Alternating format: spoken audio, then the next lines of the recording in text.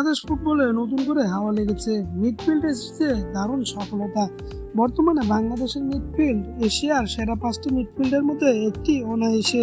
দক্ষিণ এশিয়া বাংলাদেশের চেয়ে ভালো মিডফিল্ড আর কোনো দলেরই নেই। এই মুহূর্তে এশিয়ার যদি আপনি 5 থেকে 6টি দলের মিডফিল্ডের লিস্ট করেন, তাহলে সেরা 5-এর মধ্যে অবশ্য বাংলাদেশের মিডফিল্ড জায়গা করে নেবে। বাংলাদেশের মিডফিল্ডে রয়েছেন জামাল ভুঁইয়া, হামজা চৌধুরী, সামিদ সুমনের মতন বড় বড় তারকারা। তাছাড়া কিউবা মিচেল যোগ হলে এই মিডফিল্ডকে আরো অনন্য উচ্চতায় চলে যাবে।